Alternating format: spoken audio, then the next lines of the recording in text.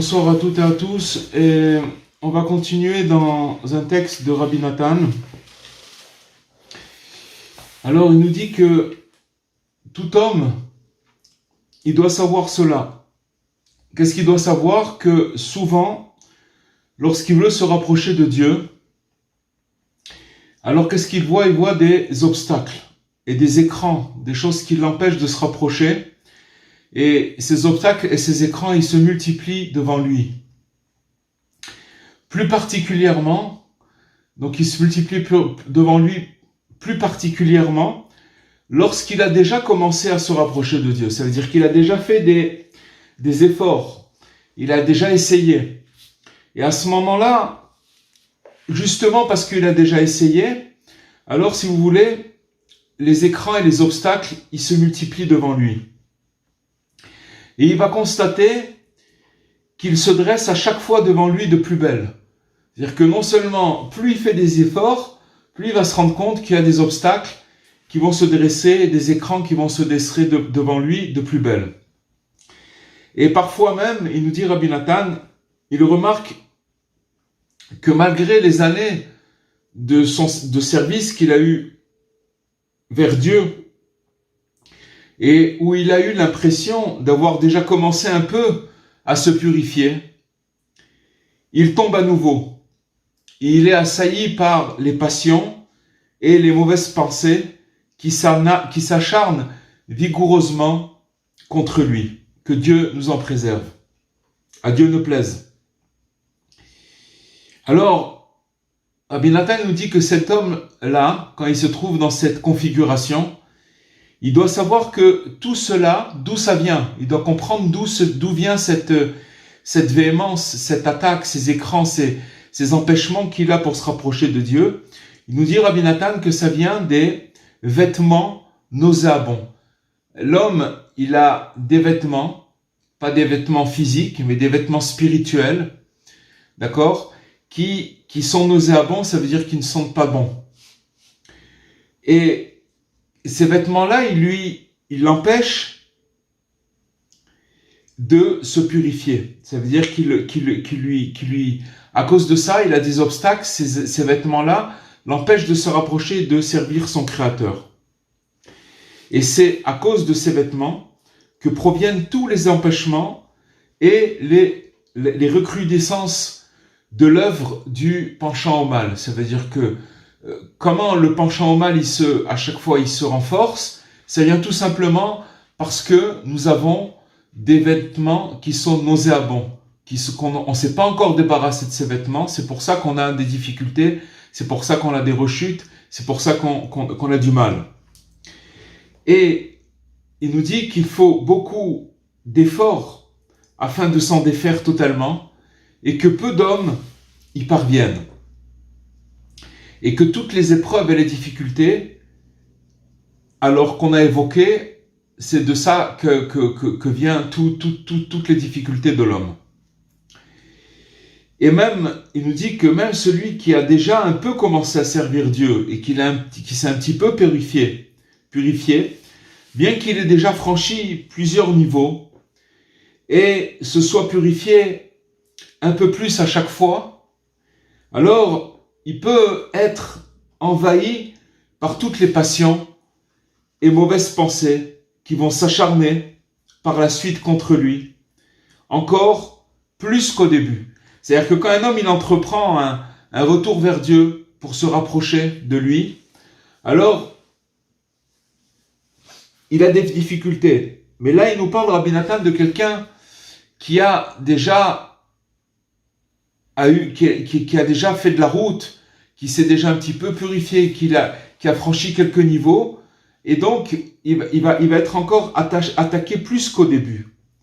Et il nous répète, Rabbi Nathan, que tout ça vient de ces vêtements nauséabonds, donc il ne s'est pas encore complètement dévêtu, bien qu'il ait déjà commencé à se purifier. C'est-à-dire que maintenant, toutes les purifications qu'on peut entreprendre pour se rapprocher de Dieu, tous les efforts qu'on va faire, ils sont plus que nécessaires. Mais il y a un antagonisme par rapport à ces vêtements dont on ne s'est pas encore débarrassé et qui vont s'entraver qui vont entraver notre chemin et qui vont nous empêcher. Donc il faut savoir ce phénomène, et en fait ce phénomène, il peut facilement s'appréhender et se comprendre à partir de l'exemple concret qu'on va donner maintenant, qui nous ramène Rabbi Nathan, ce qui est la fabrication du pain, ce qui est en fait un aliment qui est vital par excellence. Ça veut dire que on peut vivre avec du pain et de l'eau. On peut largement vivre avec ça. Dans le pain, il y a la vie. Et donc, avec cet aliment, c'est un aliment qui est par excellence vital. Maintenant, le processus pour arriver à avoir un morceau de pain sur notre table, il passe par des étapes, de nombreuses étapes, et il nécessite un processus, une série d'opérations de raffinement qui sont autant d'étapes successives. Ça veut dire que pour avoir un morceau de pain qui soit consommable, il va falloir que le blé, du moment où il a été planté jusqu'à qu'il se retrouve en une forme de pain après être consommé, il doit passer des étapes consécutives, qu'il faut d'abord labourer, il faut semer, il faut moissonner, et puis après il faut débarrasser la récolte du chaume, d'accord, et de la paille, c'est tous ces résidus qui sont autour du blé.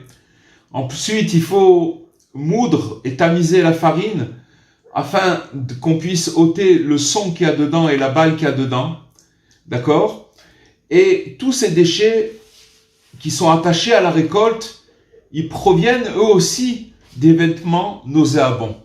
C'est-à-dire que si on n'a pas la possibilité d'avoir une consommation, de la nourriture qui soit consommable sans passer par toutes ces étapes, c'est justement parce que toute cette nourriture, elle est empreinte de ces vêtements nauséabonds. Et si vous voulez, qui sont dans la récolte et qui proviennent donc de ces vêtements nauséabonds et qui, en fait, qui se sont mêlés aux aliments le jour le jour où l'alimentation elle fut atteinte. Il y a eu un moment au début de la création, on revient toujours à cet événement, quand il y a eu la consommation de l'arbre de la connaissance du bien et du mal, de la première femme et du premier homme. Alors, il s'est mélangé le bien et le mal. Pas seulement chez l'homme, mais dans toute la création. Ça veut dire que maintenant, si vous voulez, il n'y a pas, avant la consommation de l'arbre de la connaissance du bien et du mal, si vous voulez, il était possible d'accéder à des aliments qui étaient prêts à la consommation, sans avoir besoin de passer par toutes ces étapes. À partir du moment où l'homme, il a mangé de cet arbre de la connaissance du bien et du mal, il a tout mélangé.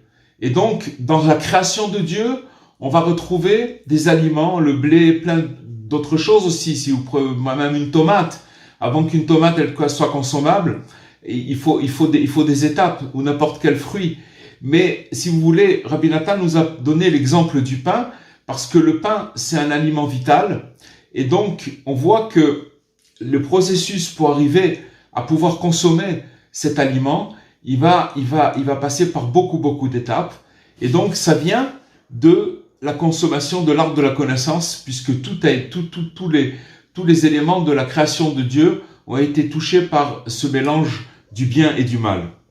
Maintenant, tous ces raffinements ont donc pour rôle de nettoyer la récolte de ces vêtements nauséabonds. D'accord ? Quand on va prendre le blé, qu'on va le planter, d'abord on va labourer la terre, après on va le planter, après on va le récolter, etc. Tout ce qu'on a cité, tout ça c'est pour arriver à débarrasser la récolte des vêtements nauséabonds et qui s'agrippent à elle, d'accord, à cette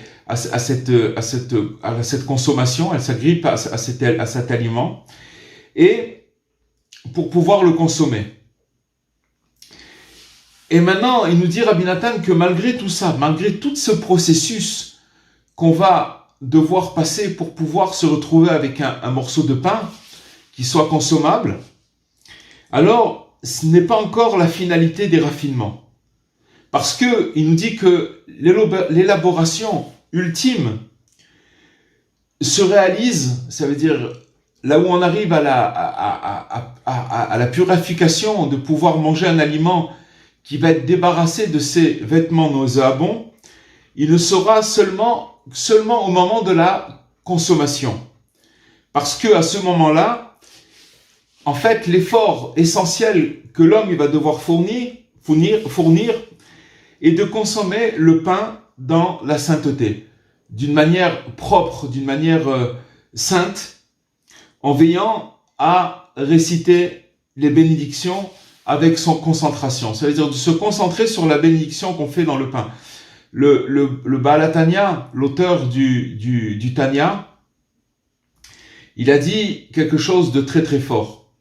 Il a dit qu'en fait, si vous voulez, dans le pain, on a expliqué que c'est un aliment vital, dans le pain, il y a une énergie qui est plus haute que l'âme de l'homme, de la personne, de l'homme ou la femme, de l'être humain.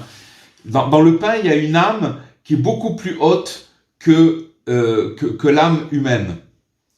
Et si vous voulez, si une personne a le mérite de pouvoir passer toutes les étapes de purification, de ramification de cette graine de blé jusqu'à arriver à avoir un morceau de pain qui est consommable, et bien entendu qu'il a fait tout ce qu'il fallait pour que les choses soient d'après la loi, alors il va recevoir une énergie au moment où il va faire la bénédiction sur le pain, une énergie qui est beaucoup plus haute que son âme. C'est quelque chose de très très fort. Et alors, il nous dit que le bien pur qui est contenu dans le pain s'élève et il assure une pleine vitalité à l'homme et qui peut, dès lors, dès qu'il a mangé ce pain-là, remercier et louer Dieu. Parce qu'en fait, le Birkat Hamazon, les actions de grâce qu'on va faire après avoir mangé du pain, c'est quelque chose de très très élevé et qui sont du niveau des remerciements de Dieu, mais que pour arriver à remercier, imaginez-vous toutes les étapes qu'il a fallu passer pour cette graine de blé et puis qu'elle soit consommée comme il faut, parce que vous pouvez aussi arriver à, si vous voulez, débarrasser, à passer toutes les étapes, mais au moment où la personne elle va manger ce pain-là, et que c'est le moment décisif où toute l'opération elle va se faire, c'est-à-dire que où son âme elle va recevoir une très très grande vitalité, alors parce qu'il l'aura peut-être pas fait, il l'aura pas mangé avec une mentalité adéquate, ou il aura peut-être pas fait la bénédiction avant ou après, alors à cause de ça, il va passer à côté de quelque chose d'essentiel. Donc, on voit que grâce au fait qu'il a mangé, qu'il s'est lavé les mains, qu'il a fait la bénédiction et qu'après il va pouvoir remercier et louer Dieu, et en fait, il va pouvoir s'inclure ainsi, en fait, à une source qui est infinie de toute vie, c'est-à-dire le Créateur. Et les déchets qui vont rester parce qu'il va, après, même quand il va manger et qu'il va recevoir cette vitalité, il va quand même rester des déchets qui vont être rejetés en dehors du corps quand il va aller faire ses besoins. Alors, on comprend donc que toutes les étapes du processus auquel le pain il a été soumis, afin d'en extraire les déchets qui étaient attachés à cette graine-là, alors n'ont aucune importance par rapport, en fait, à l'élaboration ultime qui a eu lieu au moment même de la consommation. C'est-à-dire que tout le processus pour se retrouver devant un morceau de pain et de le consommer, c'est rien par rapport à ce qui va se passer au moment où on va consommer ce morceau de pain. Car c'est à ce moment-là qu'on va libérer de l'aliment, on va libérer l'aliment de ses vêtements nauséabonds. C'est que seulement à ce moment-là. C'est vrai que le processus, si on passe pas tout ce processus de labourer, de semer, de récolter, d'enlever la chaume, le son, etc., après de moudre et de tamiser, etc., jusqu'à arriver à... Alors, c'est vrai que si on passe pas par tous ces éléments, c'est aussi un processus d'enlever ces vêtements nauséabonds, mais si vous voulez, le moment décisif, c'est au moment où on va consommer, et que si, à ce moment-là, on consomme d'une manière adéquate, alors il va se passer, on va libérer l'aliment des vêtements nauséabonds. Et nous, qu'est-ce qu'on voit en fait dans toutes ces étapes-là, dans tout ce qu'on vient de dire? On voit précisément tout ce que traverse l'homme. L'homme, en fait, on voit qu'il y a des hommes qui ont commencé un certain raffinement, peu importe le degré où la personne se trouve, parce que à partir d'une personne, elle commence à établir un effort de rapprochement vers Dieu, ça s'appelle un raffinement. Donc il rentre dans la catégorie de celui qui commence à travailler pour se débarrasser de ses vêtements nauséabonds, en travaillant lui-même, en se purifiant. C'est une purification. Et donc, on voit il nous dit Rabbi Nathan que ce raffinement, il ressemble alors au blé. Pourquoi? Que l'on a débarrassé au début de la chaume et de la paille, d'accord? Et bien que cela soit déjà une très bonne chose, quand un homme il arrive déjà à ce niveau-là, c'est quelque chose déjà d'honorable, mais il reste encore à effectuer le raffinement qui est en fait comparable à l'extraction du son et de la balle. Ça veut dire que c'est encore une étape, encore une extraction. Pourquoi Rabbi Nathan, il nous donne tous ces exemples? C'est parce que à travers, si vous voulez,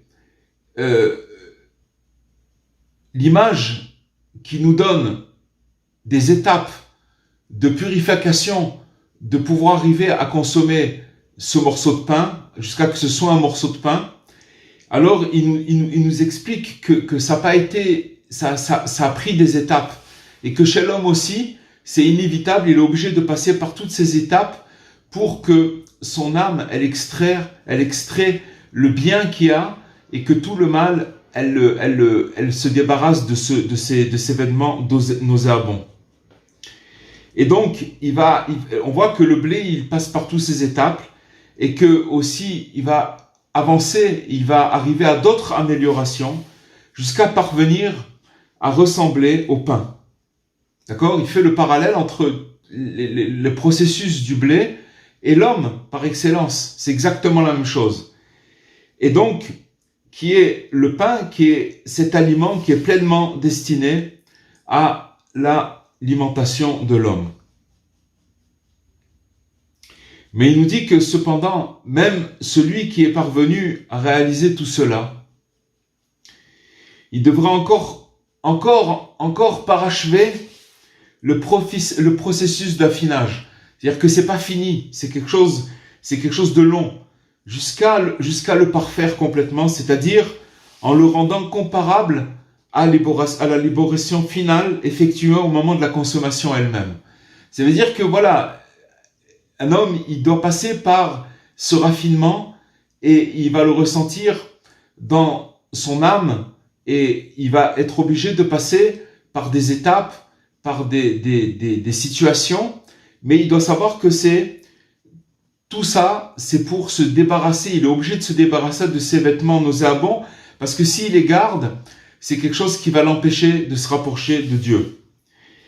Et donc, si quelqu'un il ne parvient pas à reprendre courage et à supporter les efforts que cela demande, alors qu'en vérité, il est proche de réaliser pleinement le raffinement, alors il va rencontrer sûrement, probablement, de nombreux obstacles, des écrans, des troubles qui vont s'abattre sur lui encore plus fortement qu'au début.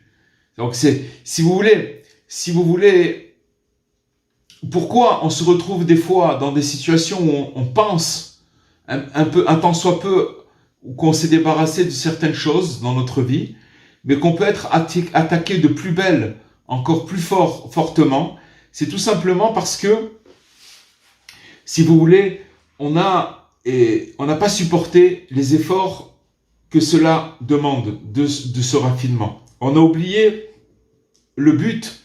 Pourquoi on passe par tous ces états? C'est pour se raffiner. C'est pour se débarrasser de ces vêtements nauséabonds. Et donc, ces vêtements, ils apparaissent, ces vêtements nauséabonds, avec vraiment des déchets. Il y a des déchets, c'est des choses qu'il faut se débarrasser. On peut pas rester avec des déchets. Il faut toujours se rappeler en parallèle avec l'image qui nous a donné, l'image de ce blé-là. Que ces déchets-là, il faut les repousser. Précisément au moment de l'absorption de l'aliment. Vous comprenez, toujours il revient à cette... Si vous voulez, l'effort qu'un homme il doit faire, c'est il doit se mettre en parallèle et prendre l'image de ce blé, toutes les étapes auxquelles il doit passer pour être consommable et pour pouvoir être un morceau de pain. Et donc, à la fin, quand il va pouvoir absorber ce morceau de pain, alors ça va marquer la fin du processus de sélection. En fait, c'est de la sélection, parce que on enlève le mal, on garde le bien à chaque étape. Mais alors on s'est purifié un petit peu, mais après on se retrouve dans une zone où il faut encore plus se purifier et il faut encore plus se débarrasser de déchets et encore de déchets, etc. Comme ça. Et tout ce qui a été dit maintenant, depuis le début, il nous dit Rabbi Nathan, c'est valable aussi bien au niveau particulier qu'au niveau général. C'est-à-dire qu'au niveau particulier, tout homme doit passer par ces raffinements et il doit fournir des efforts afin de les opérer en lui-même. Il va passer par des états où il va même pas comprendre ce qui lui arrive. Il n'y a pas de logique par rapport à ce qui va passer, mais ça s'appelle des raffinements qu'il doit opérer sur lui-même. Et ça doit se faire étape par étape. Il peut pas non plus les brûler. Il doit être patient. Parce que, je vous donne un exemple. Imaginez-vous que le blé, maintenant, on va labourer, on va planter, on va récolter. Et au lieu de le taper pour enlever la chaume et la paille, alors on va commencer à le moudre. Alors c'est fini, on a sauté une étape. On ne s'est pas débarrassé de cette paille et de cette chaume. Et à cause de ça, alors on va se retrouver avec encore des déchets qui vont se mélanger à l'aliment, au blé. Donc si vous voulez, on saute des étapes, alors c'est très mauvais aussi. Et il nous dit que l'élaboration ultime, comparable à la consommation, elle est parfois plus difficile que toutes les autres étapes. Pourquoi? Parce qu'un homme, il va se retrouver maintenant dans une situation où il est presque prêt à se débarrasser de ses vêtements nauséabonds et qu'il est arrivé vraiment à presque à la fin du processus de la sélection. Mais c'est une étape qui est compliquée, qui est difficile, parce que il faut extraire là-bas le bien en repoussant le mal. C'est-à-dire, c'est d'expulser les excréments et autres déchets que sont les forces négatives. Pourquoi? Parce qu'il va être attaqué par ces forces négatives, mais il va être obligé de les repousser. C'est-à-dire comme à l'image de tout le processus de ce blé, il va être obligé de le repousser pour pouvoir extraire. Il peut pas, si vous voulez, extraire le bien qu'en repoussant le mal, en enlevant le mal. Et ça c'est l'étape de purification. Et donc, il nous dit que ce qui concerne l'ensemble du monde, c'est-à-dire les efforts considérables que doit déployer quiconque qui souhaite s'engager à présent dans le service de Dieu, et aussi ainsi que l'amertume de l'exil qui pèse dans la période pré-messianique, c'est-à-dire que ce texte-là, il a été écrit il y a à peu près 200 ans, et on voit qu'il est complètement contemporain, parce que finalement, si on arrive à prendre ce texte et le mettre à ce qui se passe en ce moment sur chacun de nous, dans le monde, etc., on voit que, si vous voulez, c'est comme s'il y avait une force du mal qui se déchaîne encore plus fort, avec véhémence, mais ça, c'est une preuve qu'on arrive, si vous voulez, à la fin du processus de sélection. Est-ce que vous comprenez? Parce que justement, si il y a eu les attaques, elles sont encore plus fulgurantes, ça veut dire que maintenant, on est dans une étape décisive.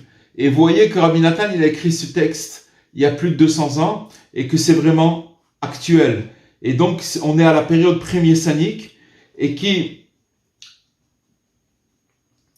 qu'en fait, il faut achever, si vous voulez, totalement le processus final du raffinement, jusqu'à parvenir à la délivrance complète. Donc c'est ça tout le processus. Et pourquoi c'est difficile? Parce que quand on va arriver à cette délivrance qui sera complète, alors elle ne sera jamais plus suivie d'aucun exil. Ça sera le dernier. C'est terminé. Après, il y aura plus d'exil. Le dernier, pourquoi il est tellement long? Parce que justement, c'est le processus ultime et décisif qu'on est en train de vivre et qui est très très difficile, qui est pas facile. Mais vous voyez que Rabbi Nachman, il nous prévient et il nous dit voilà par où on va passer. Vous êtes prévenus et maintenant accrochez-vous parce que sachez que voilà, ça va passer. Et donc, ce raffinement aussi correspond à celui opéré au moment de la consommation elle-même. Alors que les vêtements nauséabonds, ils vont se renforcer. Et justement, au moment où on va commencer, si vous voulez, on va consommer ce blé, c'est à ce moment-là qu'on va pouvoir libérer l'énergie qu'il y a dans ce morceau de pain si on a passé toutes les étapes comme il faut et que on a fait la bénédiction comme il fallait, etc. et qu'on a mangé avec un mental propre, que c'était fait d'une manière sainte, alors on va pouvoir débarrasser finalement ce blé-là et recevoir l'énergie. Et donc c'est la même chose. Il nous dit, c'est pour ça que aujourd'hui, il faut redoubler d'efforts et de peine à ce point avant de pouvoir mériter quoi que ce soit dans le domaine de la sainteté. C'est c'est pas facile. Dès qu'on veut faire quelque chose de bien, on est attaqué d'une manière très dure. C'est pas facile. Il y a des forces négatives. Et il nous dit qu'il faut donc se renforcer pour mériter quoi que ce soit dans le domaine de sainteté, et en particulier quand il s'agit de se purifier des passions et des mauvaises pensées qui sont en fait comparables réellement à des déchets et à des excréments. Vous comprenez, toutes les mauvaises pensées, toutes les passions, c'est des déchets qui s'accrochent au bien et qui veulent nous empêcher. Et pour ça qu'il faut s'en débarrasser, parce que c'est pas quelque chose avec lesquels on peut vivre. Et il faut aujourd'hui puiser énormément, il nous dit Rabbi Nathan, des forces grâce à toutes sortes d'encouragements, afin de ne pas être accablé, mais de s'efforcer seulement de les éloigner de soi, à l'aide des directives et des conseils que nous a révélé le juste authentique. D'accord? C'est-à-dire que maintenant, grâce à Dieu, il a en effet, qu'est-ce qu'il a fait Dieu? Il a envoyé le tzaddik et il a fait précéder le remède à la maladie. Il y a une maladie, elle est là, mais seulement, c'est pour ça que la diffusion est très très importante, parce que ce qu'on est en train de dire ce soir, c'est quelque chose de capital, dans la mesure où, si vous voulez, vous donnez le mode d'emploi. Il n'y a personne qui peut passer au travers. Mais si quelqu'un, on dit, voilà, il y a une maladie, je vais te donner le mode d'emploi, comment sortir et comment être guéri de cette maladie. Et c'est quoi le remède? Eh bien, ce sont les livres et les saints conseils ils ont été dévoilés dans nos générations et par lesquels c'est possible de reprendre courage et de nous régénérer, même à tout moment, de tenir bon et de nous élever vers Dieu à chaque fois, jusqu'à mériter à la fin, de nous purifier totalement de ces événements nauséabonds. Donc il y a une maladie, il y a quelque chose de très très fort, de très très compliqué, mais le juste, il nous a amené des conseils qui sont pour nos générations, parce qu'il a vu déjà les maladies qui allaient apparaître, et il nous a donné, toute l'étude de Rabbi Nachman, c'est ça, c'est de nous donner des conseils et déjà des remèdes à toutes ces maladies. La seule chose qu'on a à faire, c'est de les mettre en pratique. Il nous dit que, parce qu'en fait, la purification de tout cela, elle ne passe que par la Torah. Que maintenant, comment on peut se purifier? C'est que par l'étude de la Torah. La Torah de Rabbi Nachman, c'est une Torah, si vous voulez, qui a été puisée d'un endroit où, si vous voulez, qui n'a pas été touché par le fruit de la connaissance du bien et du mal. Quand je parle de cette Torah-là, ça veut dire que lui-même, la Neshama du Tzaddik, elle n'a pas participé à cette faute. Donc, son enseignement, il vient d'un endroit très, très, très, très élevé.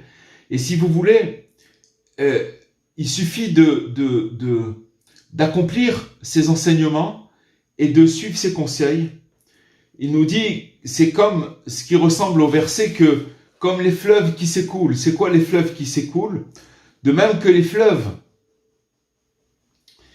qui sont l'eau qui a un bienfait pour les bains rituels et qui peuvent élever l'homme, en fait, de l'état d'impureté dans lequel il se trouve à celui de pureté. Alors il faut savoir que les paroles de Torah, elles ont le même processus, le même phénomène, c'est-à-dire la même chose, c'est que quand on étudie des paroles de Torah, alors c'est une purification et ça élève l'homme de cet état d'impureté à l'état de pureté. Et donc, voilà ce qu'il nous dit Rabbi Nathan. En fait, ce morceau qu'on a étudié, ça vient de le Likuta Halachot, et ce sont les règles relatives à l'acte de rompre le pain. Regardez comment Rabbi Nathan, Rabbi Nathan, il avait un seder, une méthode, où il étudiait tous les jours la halacha, et en même temps, il était dans les enseignements de Rabbi Nachman. Et Rabbi Nachman lui a donné le pouvoir d'innover. C'est-à-dire que quand il était dans son étude là, il était dans l'étude de comment rompre le pain, comment manger le pain. Alors, à travers l'étude de Rabbi Nachman, il a mélangé la loi et l'étude de Rabbi Nachman, et il est sorti cet enseignement. C'est Rabbi Nachman qui lui a donné le pouvoir et la permission de faire cette chose-là. Il l'a donné à personne d'autre. Et regardez comment il arrive à faire le parallèle entre la consommation du pain et les étapes d'une âme. Comment l'âme, elle doit arriver à se débarrasser de ses vêtements nauséabonds et finalement extraire repousser le mal et extraire le bien qu'il y a à l'intérieur de son âme. Voilà les amis, si vous voulez, on va ouvrir le micro si vous avez des questions.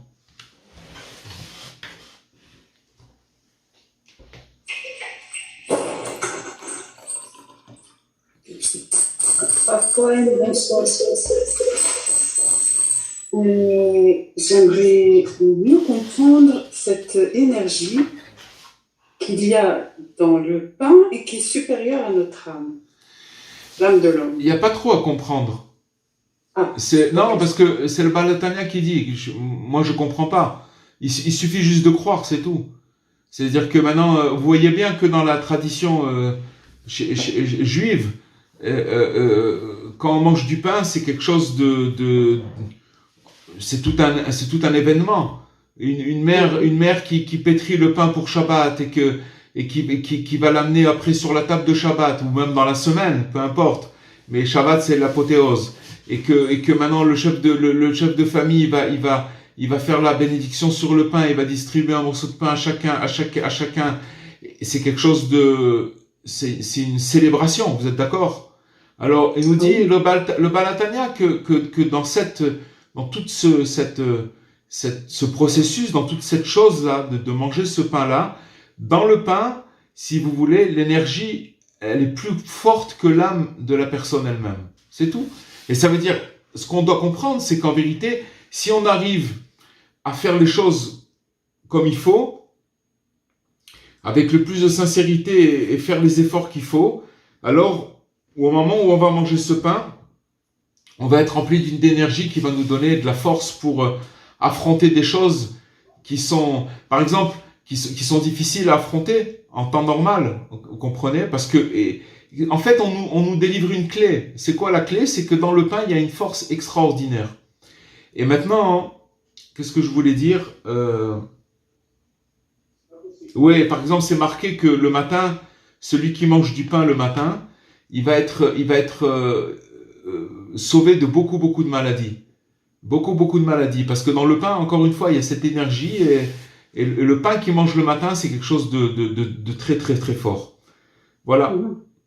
Il n'y a pas trop grand chose à comprendre. Il y a juste c'est merveilleux, c'est tout. Vous comprenez? Ah, ça n'a rien à voir avec des âmes qui sont contenues dans la nourriture et qu'on élève. Bien sûr que si. Ah. Évidemment. C'est ça. Ben, toutes les nourritures, il y a des étincelles dedans.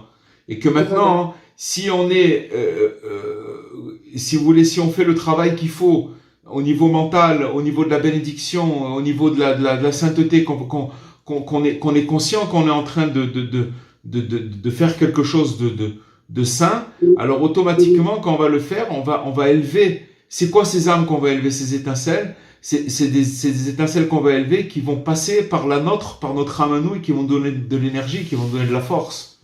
Vous comprenez? Et alors, quelles sont les cavanotes qu'il faut avoir? Les plus simples possibles. Maintenant, je suis en train, la plus simple possible, il y a pas de cavanote à avoir. Les plus simples possibles, c'est-à-dire que maintenant, quand je vais manger du pain, je dois me laver les mains comme il faut, je dois faire la bénédiction. Le plus simplement possible. Mais plus on est simple, plus ça, et de le faire dans cette optique, avec ce mental-là, vous comprenez? Alors automatiquement, on va libérer des choses qui vont nous aider extrêmement.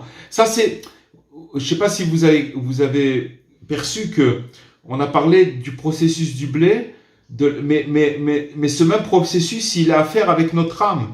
C'est-à-dire que notre âme, c'est comme une graine il faut labourer, il faut semer, il faut récolter, il faut tamiser, il faut tanner. Vous comprenez ce que je veux dire? Jusqu'à qu'il arrive à sortir, si vous voulez, tout le bien qu'il y a dans cette âme. Il nous a fait un parallèle, si vous voyez tout ce cours-là. C'est un parallèle entre le blé et notre âme. C'est la même chose. Voilà. Jusqu'à qu'un homme, il arrive. Donc, il nous a dit qu'il faut être prêt, si vous voulez, et comprendre que on doit passer par des étapes et que des fois, c'est pas facile. C'est tout. D'accord. Merci. Voilà. Merci. Merci beaucoup. Avec plaisir. Merci. Merci à vous. Alors, je vous souhaite Shavua Tov. Je sais pas ce qui va se passer la semaine prochaine parce que c'est la fête. Je serai en contact avec Madame Fitoussi, on verra, mais on verra avec l'aide de Dieu. Ok, passez de bonnes fêtes de Pessah. À vous aussi. Voilà, Et une délivrance à tout le monde. Merci beaucoup. Chazak ou Baruch, Kol Tov, au revoir. À bientôt. Au revoir. Au revoir.